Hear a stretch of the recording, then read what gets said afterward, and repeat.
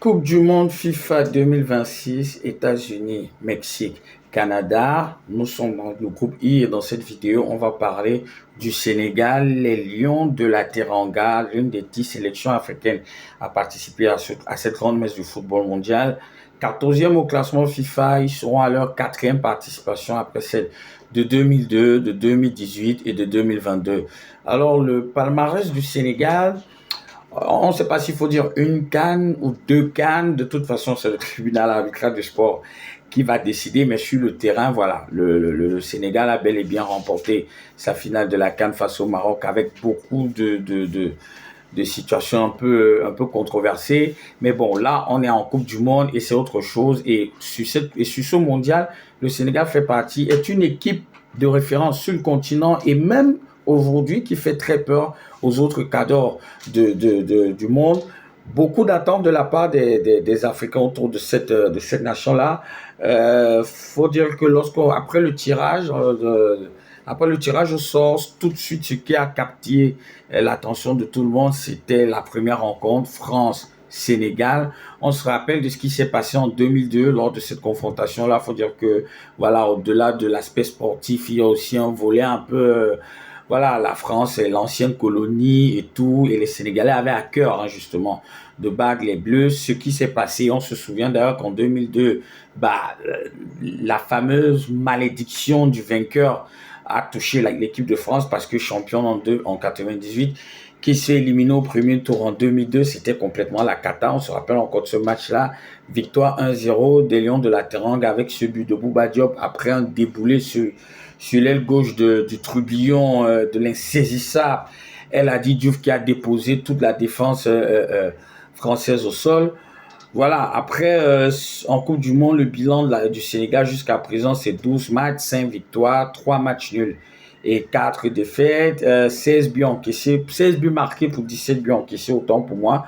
Mais le fait le plus marquant, c'est justement c'est en 2002, au courant de cette Coupe du Monde, là où le Sénégal a atteint les quarts de finale de la compétition. C'était la deuxième nation africaine, après le Cameroun en 1990, à atteindre cette phase-là. C'était véritablement l'âge d'or du Sénégal, hein.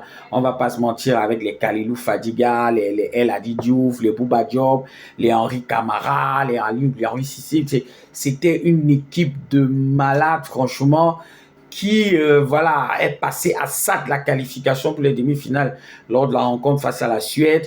Elle aurait vraiment pu battre cette équipe-là, mais voilà, dans un petit moment de naïveté comme ça, et puis, mais ils sont sortis avec brio, on va dire ça comme ça. Ils ont été les héros, véritablement, la sensation de cette Coupe du Monde 2002-là. Après, revenu au mondial en 2000, ils sont revenus en Coupe du Monde en 2018. Ça veut dire qu'ils ont passé 16 ans sans pouvoir se qualifier. Ça peut s'expliquer. Il y a les cadres qui n'ont pas confirmé derrière. Il y a eu un véritable passage à vide. Et c'est une nouvelle génération qui revient en 2018 en Russie et qui passe à ça aussi de se qualifier pour les huitièmes de finale. On se rappelle que ça s'est joué au nombre de cartons jaunes et c'est le Japon qui a chippé la deuxième place. En 2022, elle sort de la phase des poules et elle s'incline 3 buts à 0 contre une équipe d'Angleterre, voilà, qui était voilà, dans un moment de grâce. Ça veut dire qu'à chaque fois que le Sénégal est en Coupe du Monde, là ça va être la quatrième participation, voilà, il s'affirme véritablement. C'est du sérieux, c'est du costaud, c'est du solide. Du coup, les adversaires qui vont devoir affronter, à savoir la France, l'Irak et la Norvège, ne vont véritablement pas les prendre à la légère. Maintenant, cette équipe est emmenée par un entraîneur charismatique, Pape Thiaw. Je parle de l'entraîneur Pape Thiaw, qui en pose depuis 2024. C'est 17 matchs pour 13 victoires, 3 nuls et une défaite. C'est un entraîneur titré parce qu'il a gagné le CHAN, qui est une compétition qui n'existe plus. En fait, c'est une sorte de Coupe d'Afrique des Nations qui se joue avec les joueurs locaux qui jouent au pays. Il a remporté le CHAN et il a remporté plus ou moins la CAN. Voilà, on va dire ça comme ça. Et il a pris la suite d'Aliou Cissé qui, au moment où il part, le Sénégal est troisième de sa poule de qualif. Voilà, on peut dire qu'Aliou Cissé, il avait fait le tour, hein, complètement, parce que il a mis du temps, il a construit une équipe, il a bâti un groupe. Il a gagné la CAN, la première de l'histoire du Sénégal.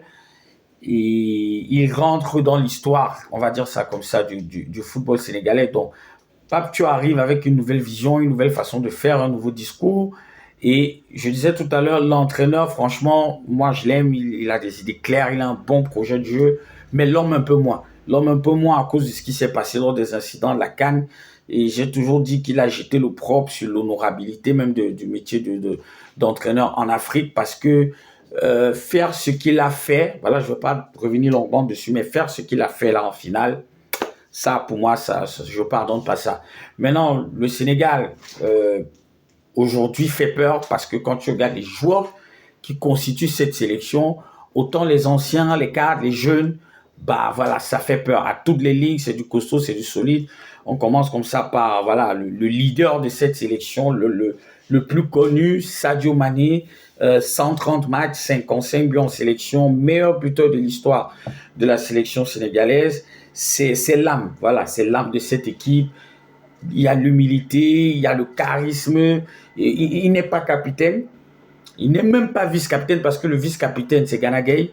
Mais quand il parle, on l'écoute, on se rappelle l'attitude qu'il a eue en finale de la CAN quand il a dit revenez sur le stade. Lui, il n'est pas sorti. Il a demandé aux autres de revenir. Il a dit si on doit perdre, on va perdre comme des hommes. Et ça, c'est la marque des grands, des très grands. Après, tu as Kalidou Koulibaly, capitaine, rock défensif qui évolue du côté de l'Arabie Saoudite.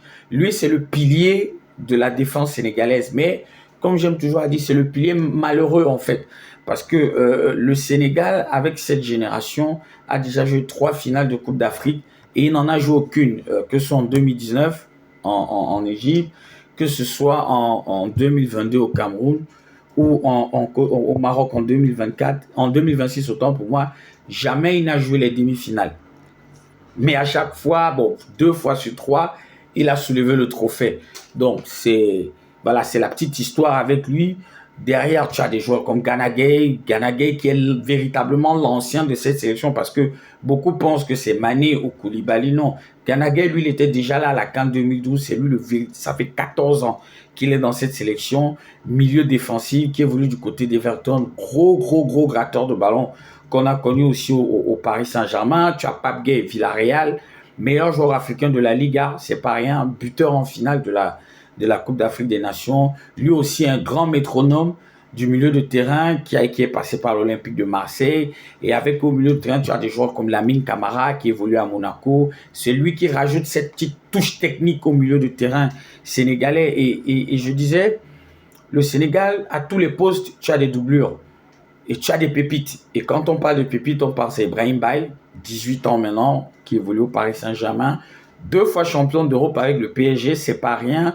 Tu as Baras Sapoko qui est à 18 ans, milieu de terrain qui évolue du côté du Bayern de Munich. Alors lui, il est encore en phase d'apprentissage parce que il découvre le haut niveau. Il est sorti de centre de formation. Il est arrivé au Bayern de Munich. Il a commencé à gratter quelques minutes. Et le voilà en Coupe du Monde. Tu as un joueur comme Hassan Diao, 20 ans, attaquant, qui évolue à Côme sous les ordres de Cesc Fabregas. Alors lui, il a joué de malchance parce qu'il n'a pas pu faire la CAN au Maroc. Mais je vous assure, c'est une pépite.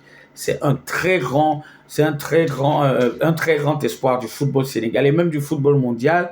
Tu as un joueur comme Amadou Sarr, Chelsea, 19 ans, défenseur central, le fils de l'ancien Sarr qui était international sénégalais. Lui aussi qui a fait une très belle finale de Coupe d'Afrique à la place, en lieu et place de Koulibaly qui n'était pas là. Donc voilà ces pépites-là qui peuvent apporter un plus à la sélection et qui constituent déjà l'avenir de l'équipe nationale sénégalaise. À part ça, tu as des joueurs qu'on connaît, tu as Jacobs, tu as Diouf, tu as Mendy, Diatta, tous ces joueurs-là. Alors, le Sénégal évolue très généralement en 4-3-3. Voilà, c'est le système préférentiel qui peut être modulable en 4-2-3-1 avec Lamine Camara qui monte un peu plus haut dans le milieu de terrain pour laisser la place derrière aux 2 gratteurs de ballon que sont Pape Gueye et Gana Gueye. Sur les couloirs, voilà, tu as Sané d'un côté, Ndiaye de l'autre. Devant, ça peut se jouer entre Hassan Diao, Nicolas Jackson. Moi, personnellement, je préfère plus Hassan Diao parce que Nicolas Jackson, il est très irrégulier. Il peut te faire un top match. Autant derrière, ça peut passer complètement à côté. Donc, Défensivement, comme je l'ai dit, il y a aussi des doublures. À gauche, tu as Diouf et Jacobs. Moi, honnêtement, je préfère Diouf parce que défensivement, c'est plus solide. À droite, tu as Mendy et Krépin Diatta. Là aussi, je préfère Mendy parce que si tu as déjà Diouf qui est solide derrière, bah, tu peux permettre à Mendy, ça peut permettre à Mendy de monter, à apporter un plus offensivement. Dans l'axe, tu as Niakate et Sarr qui sont là à côté de Koulibaly, donc ça va alterner, mais je sais que la charnière centrale, ça sera Niakate et Kalidou Koulibaly. Donc le Sénégal est une équipe complète sur tous les plans, qui peut créer le danger à tout moment et qui est capable de sortir leader de sa poule, je le dis, je l'assume, leader de sa poule, là où il y a la France, l'Irak et la Norvège. Et le premier match contre la France sera vraiment déterminant pour la suite. Donc, on va souhaiter bonne chance au Lion de la Teranga, bonne Coupe du Monde aux supporters sénégalais et bonne Coupe du Monde à nous aussi.